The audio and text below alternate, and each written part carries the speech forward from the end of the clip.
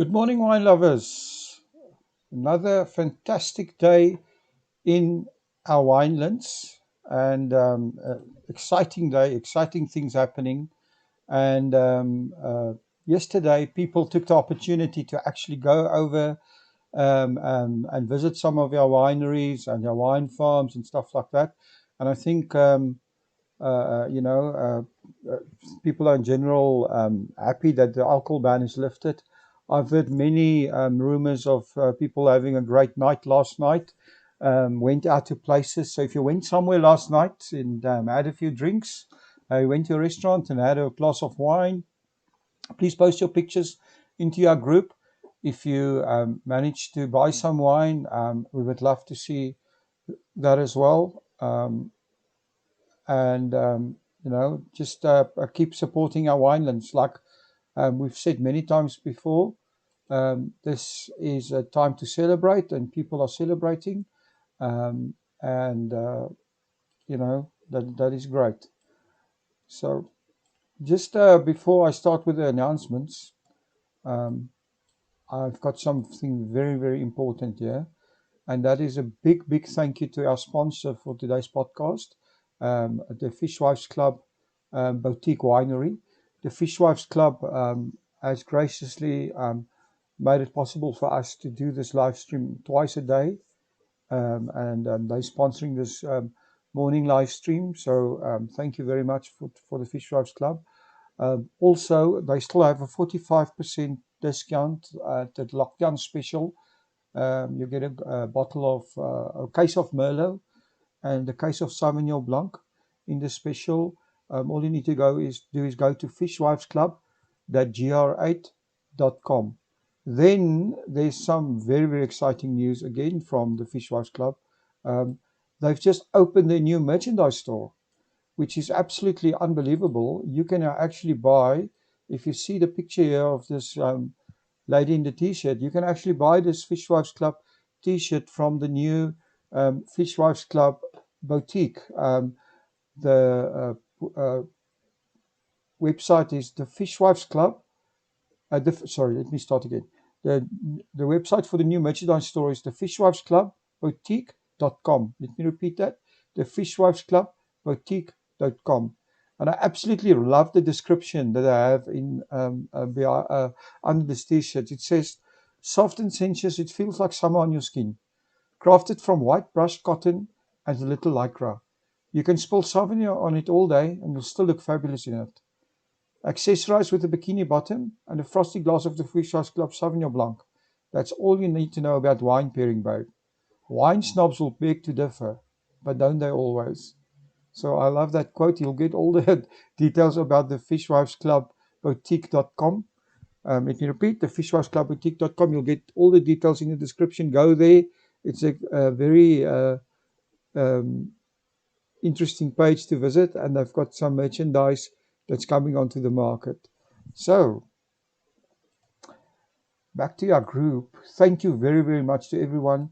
We are closing in on just 53,000 people. 53,000 people has actually taken the time to join our group and are posting their pictures, supporting SA Wine, buying SA Wine, visiting our winelands. Thank you so much to every single one of you. And again, if you are in the winelands area, and you can get yourself over to a winery. Today's such a great day. It's the weather is overcast. They had great rains. Farmers are happy, and what a nice, cozy place to go into a tasting room. Sitting there, there might be a fire, having a glass of red wine, or even visiting a restaurant in the winelands, or enjoying a glass of red wine at home. So send us your pictures. We're waiting for it. We still need your support. Like I said, it's a time to celebrate, but not a time to be complacent. Things are still dire for the South African wine industry. People's jobs are still on the line. Things are looking better. It's looking up, but we constantly need to keep our support going. If you're a winelands business and you want a free listing for your special, or for your restaurant, or for your accommodation, or for your wine, go to bit.ly/find SA Wine, and you will be able to list your Winelands business there. If you're a buyer of wine or want to visit the Winelands, also go there and have a look at the listings. This is all free. bit.ly/find SA wine. So make sure you go there. Then exciting. In 2 hours' time, we've got a social media 101 training with Erica Taylor.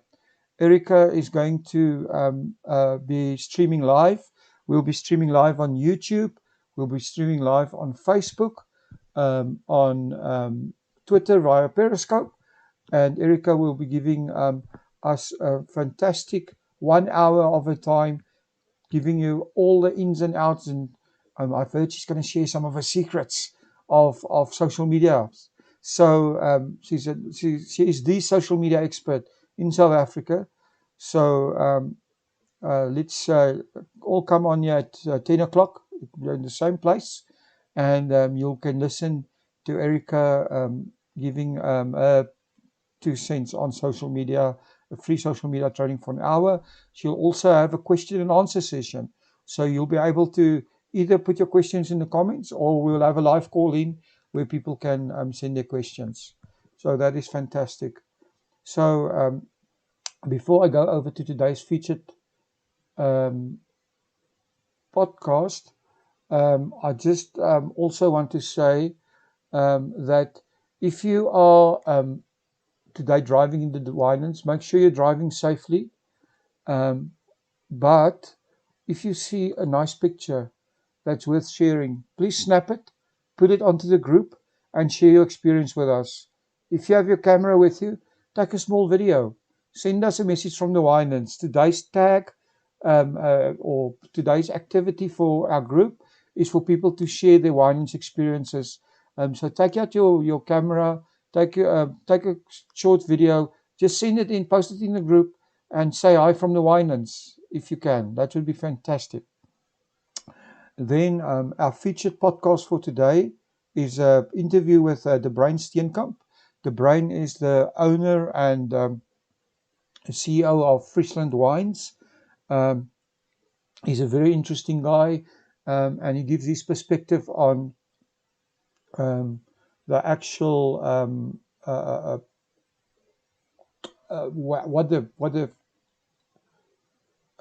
future of the South African wine industry is, and specifically how wine will be distributed. The Bruyn is very big on direct to consumer, so listen to his podcast after this, and we'll be. It was interesting. I had a very good interview with the Bruyn, so he's an interesting guy to listen to.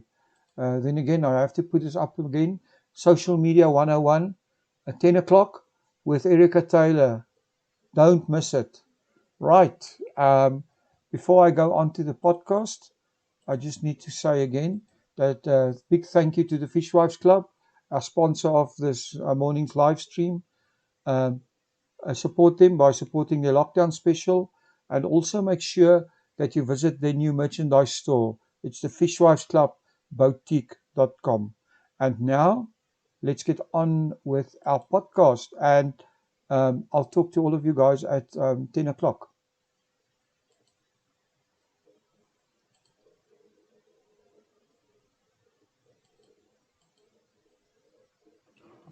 Welcome to About the Winelands. In this show, we will be chatting to leaders, influencers, wine producers, restaurants, and other role players. Tune in every week for our latest episode. You will find us on YouTube, Facebook, oh my goodness, Instagram guys, TV, apologies. Spotify, I've actually loaded the wrong podcast. So let me just rectify that. We listened to Erica yesterday, and we're going to listen to Erica at 10. So we're not going to play her podcast again. I'm actually just going to load the podcast from the Bruyn quickly. So I apologize for that oversight. It's been a busy morning, so I made a mistake there. While I'm loading the podcast, it's like I said, if you're in the Winelands and you are traveling around, please take us pictures. Please send us please take us pictures. Please send us your videos We'd love to hear from you, and we'd love you to share all of that in the group. Also, if you have time to actually uh, post your wine that you bought yesterday, we'd love to know which wine you bought, where you bought the wine from, and what. Actually, if you can also tell us what you paid for it, that would be interesting as well. So that please post that in the group. I just found the interview with the Bruyn, so I'm going to start that shortly. So yeah, thank you very much for your patience. Sorry for the mistake, and here's the interview with the Bruyn Steenkamp. Welcome to About the Winelands. In this show, we'll be chatting to leaders, influencers, wine producers, restaurants, winelands businesses, and other role players. Tune in every Wednesday, Friday, and Sunday for our latest episodes. Wine producers, you will find us on YouTube, Facebook, Instagram TV, Google Podcast, Apple Podcast, and Spotify.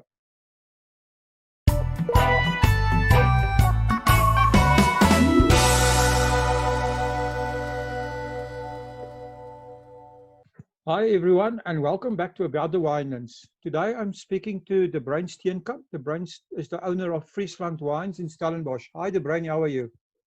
Hi, Will. Yeah, great talking to you. Thank you so much for the opportunity. Well, welcome to About the Winelands. Our listeners will be very interested, to hear your story. And can we kick off with that? Can you tell us a bit about yourself and how you became involved in the wine industry? Thank you. Yes, so I grew up as fourth generation on our Steenkamp family farms. That's in the Bottlerij Hills outside of Stellenbosch. So we've got two family pieces of land, Groenland and Friesland, and they are adjacent. So I grew up there, and then initially I wanted to be a lawyer, so I qualified as an attorney. And I did my master's in trade law, and I decided I'd rather go into wine. So I started working for Distell. I was there for 9 years, 4 years in London, looking after the European wine business, and I met my wife there. Also did my Cape Wine Masters, and I got back, and then I worked at KWV for 7 years as head of global marketing and sales. And then I just thought it's now the time, when I turned 40, to do my own thing. So then we launched the Friesland wine brand about close to 2 years ago, say about 20 months ago. And it's been real fun. So it's me and my wife, Marilise, and my sister Maurice, who's also a winemaker. Wow, that's awesome. So you have known from a young age that you're going to be in the wine industry, although you went and studied law, right? Yes, yeah, listen, it's in our blood. And the nice thing now is that luckily I could use some of my experience, obviously in contracting internationally and traveling internationally and working with importers and the commercial piece and the legal piece of the business, which I think is very, very important. It's one thing making wine, but obviously to develop markets to sell it profitably is something else. So yeah, I think that stands me in good stead. So if I hear you correctly, Friesland is more than a wine. It's also, it's also part of the history of a farming enterprise. Can you tell us a little bit more about the history and how did you decide on the name Friesland Wines and your brand and everything? 100%. So the big farm is called Groenland. That's one down the road, and that's fourth generation. Interesting enough, it comes through the lady. So my mom grew up there. My dad came from the Karoo. And then he married my mom. My grandfather passed away, and then my dad sort of bought the farm from his in-laws. And that's where I grew up. And then my dad acquired Friesland, which is a 36 hectare farm just up the road in 1999. So Friesland came to the family business a bit later, and it's been farmed as two economic units, but by my father and my brother Piet. And then I said to my dad, before we all get too old, why don't we launch our own trademark? And then I launched Friesland, as I say, October 2018. So the vineyard or the farm has always been there, but now I've launched a trademark to go with a farm called Friesland. The nice thing is we are all from Dutch stock originally, and Friesland is a province in the northern part of the Netherlands. And the first Steenkamps came from that area in the late 1600s, so there's a nice tie back to our Dutch ancestry way back. And that's a nice story. Do you use any of the Friesland images? I actually had a Friesland whiskey once, which was quite interesting. No, so at the moment, no, all the imagery we use at the moment is tied back to the farm, which is the view on Table Mountain, Table Bay. There's a little windmill, there's the beautiful vineyards and all that. And then we obviously plan that Dutch heritage, but at this stage it's quite focused on the farm imagery and not yet the Dutch piece of the visuals.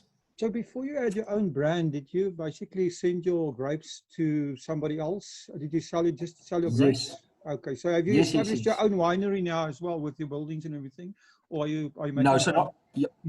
So that's a good question. So Groenland with Friesland have been, I think, the longest supplier to KWV, Distel, and then quite a few other smaller wineries also buy from us. Very, very well-known farms. At the moment, we use the Groenland wine cellar. They've got a red wine cellar, which is gorgeous. It's a beautiful old cellar built in 1932. And we use that for making the red wines of Groenland and Friesland. That's made there. We don't have a white wine cellar. So there we've got a little JV with our very good friends, Dari Stater from Kaapstad next door. And he assists me on the white wine side.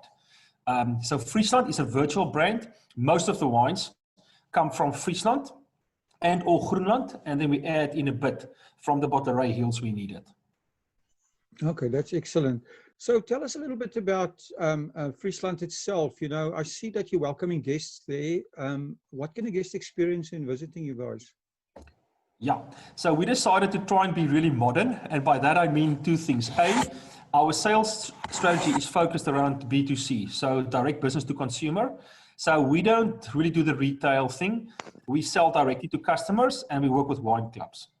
And when it comes to the experience, it's exactly the same. We decided, obviously it's very expensive as well, but we're not going to have a big tasting room. Groenland has got a beautiful tasting room down the road, but we've got a tasting deck in the vineyards. So we're focusing more on experiences rather than, let's say, bricks and mortar. And we've got a tasting deck in the vineyards with a gorgeous little aftak lapa thingy, and you can also braai there or have snacks or whatever, and then we welcome guests and corporate groups of say 10, 20, 30, 40 people, and then we do tastings for them in the vineyards. So that's what we do. That's our angle, obviously weather permitting. That's very interesting. I think, I mean, we know that the whole world is going from direct to consumer route.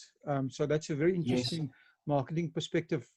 Did you decide that because of your international sales experience and the way you saw the industry going?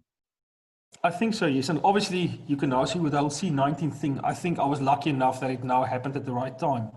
But we just thought that's the way to go. I can see that, I mean, even if you look at Europe, where there's quite a deflationary type of environment, people can't work through middlemen all the time. And then it's also the high fixed cost when it comes to appointing salespeople and big kickbacks to trade and all that. We just can't afford that. And we just thought it just makes much more sense. And people, I think the youngsters, they are into authentic brands and perhaps not all the corporate brands, with all respect to them. So our little unique story is to have a good story to tell and go direct to the consumer. Well, that's very interesting. I just saw online that there's a brand in the US, I don't know if you know them, called Empathy Wines. They started 18 months ago and they were sold to Constellation for 8 figures in dollars. Yeah. So, yeah, that's a big dream, eh? They grew Empathy Wines from nothing, you know, just a label. With the social media influence into a massive brand, and like I said, it was sold to Constellation. So there's definitely, I think this whole business to consumer thing in South Africa is still very much in its infancy, and it's going to grow. So, yes, absolutely. I can't agree more. No. Yeah. Now I'm just saying, and then obviously I forgot to mention that what we do as part of that is we do corporate tastings. And people want to see the wine person itself. So I will go to Gauteng or in the Western Cape and I'll do tastings with people, and there's a real tangibility to the brand. And people understand it. They've seen the wine person or the owner or the winemaker, and then they get really loyal, and then it's obviously word of mouth, which is really, really powerful. Well, that is, and that brings us to the important thing, is the actual wines. So can you tell us a little bit about the wines that you are making and also your winemaking philosophy? Okay, so we've got 5 wines in the range. I'm quite a Bordeaux fan, and I think thinking Stellenbosch, obviously Cab and Merlot have to feature. Our Merlots are quite big and robust. And I thought on the red side, I'm going to start with the Merlot Cabernet. It's about a 51-49% blend. So our Merlots are really powerful, but they're still very silky. fruit-driven, and obviously Cab jabs it for structure. So I love Bordeaux, so I've got a Merlot Cab, and as you know, Merlot is the biggest selling red variety in South Africa, and the ladies also love that. So I think that's a nice sort of unique point because we don't have so many good Merlots in South Africa. And then I've got a Sauvignon Blanc, which is really good. It's more of a tropical fruit flavor style, but it's still very dry with a residual sugar of less than 3 grams. And that's just for really great enjoyment every day. Then we've got 2 reserve wines. The one is called Brother and Sister Shiraz Grenache, because we also like those big, hearty, sexy, spicy wines. And the Shiraz is the brother in the blend, and the Grenache, obviously, the more feminine, delicate sister in the blend. And that's me and my sister Marie, Bruyn sister. It's 85% Shiraz and 15% Grenache. And then we've got a beautiful, lightly wooded Chenin Blanc called Berg en See, Mountain and Sea.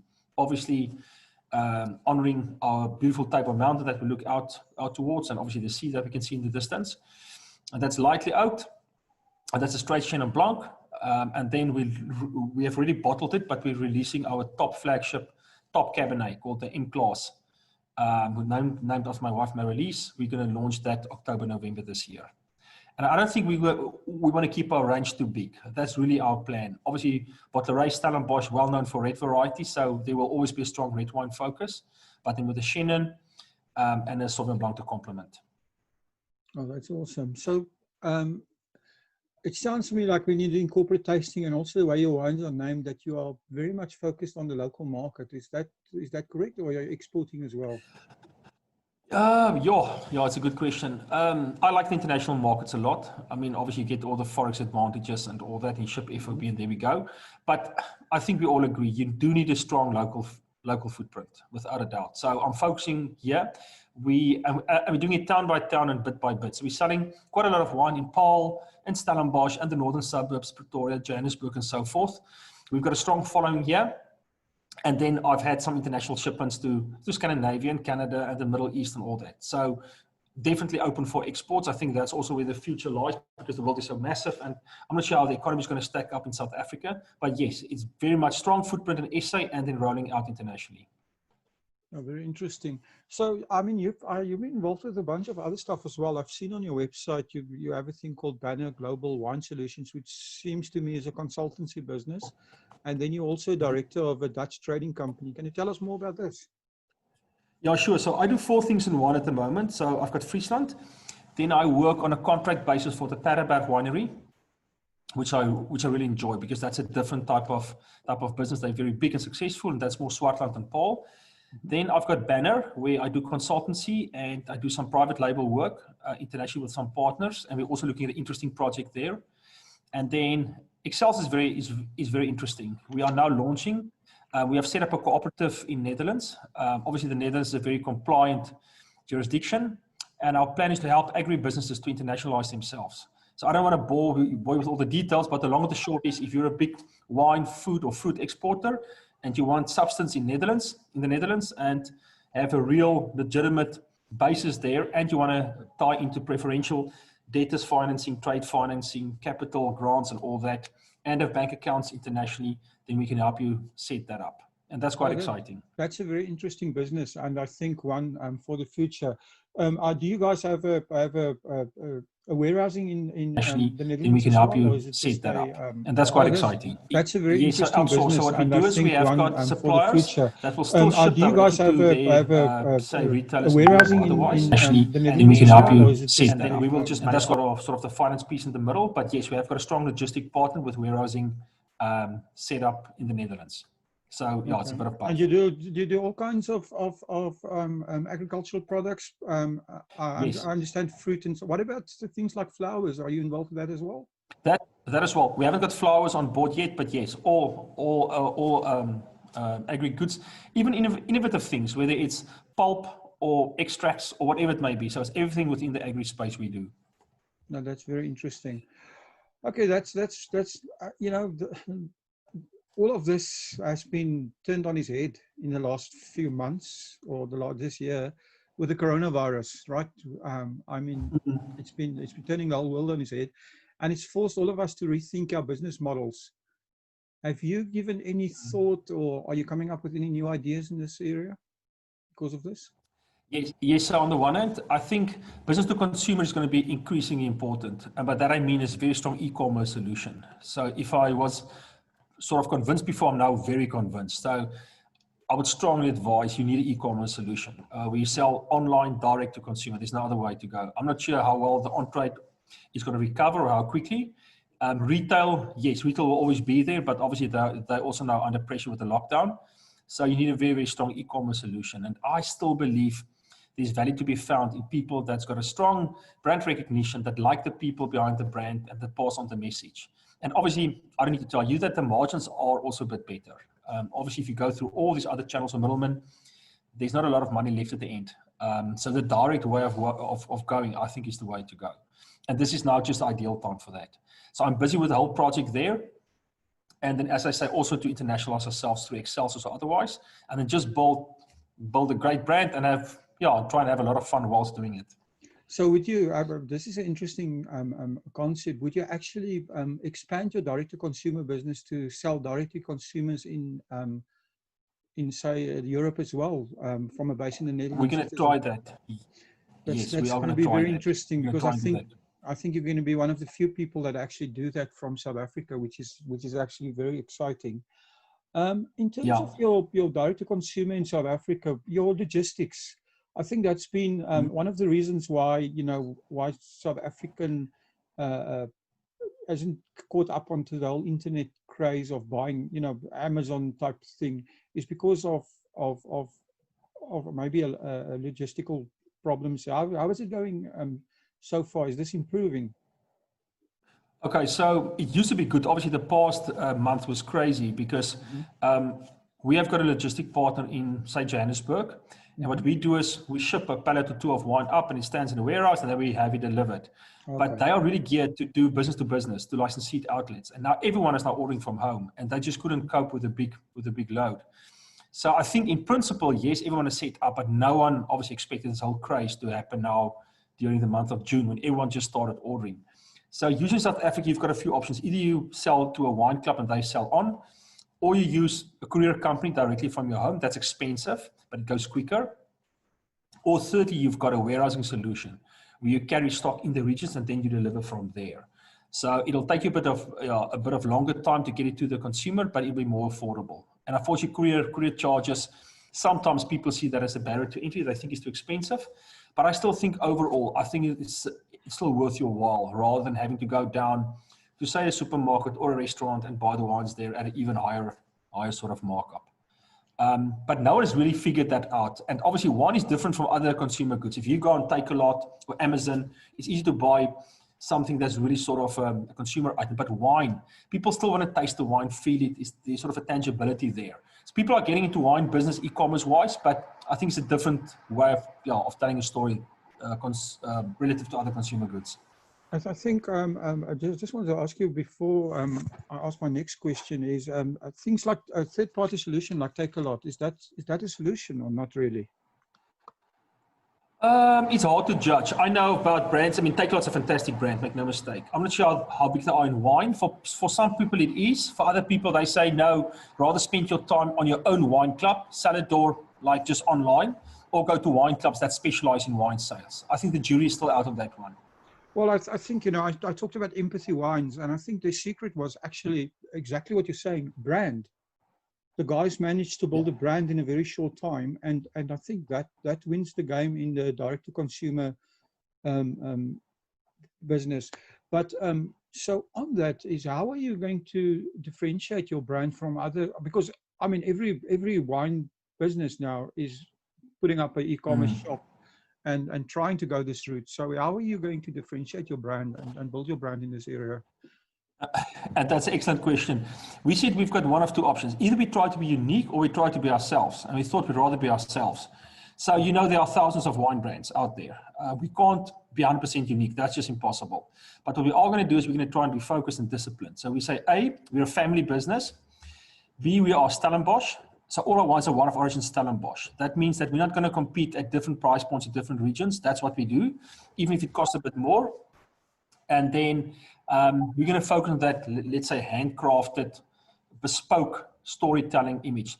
even our marketing on social media and otherwise, just focused on that, on just good, honest wines delivered to your door. Wine of origin Stellenbosch, sense of place. Here's the vineyard, here's the view on Table Mountain, and this is the type of wines that we sell. Hopefully, quite a, let's say, a humble, accessible type of approach, rather than being too big and flashy. I think what you're saying is right, but also, you know, the fact that you're going to be yourselves means that, and you mentioned the concept of storytelling, and also social media. I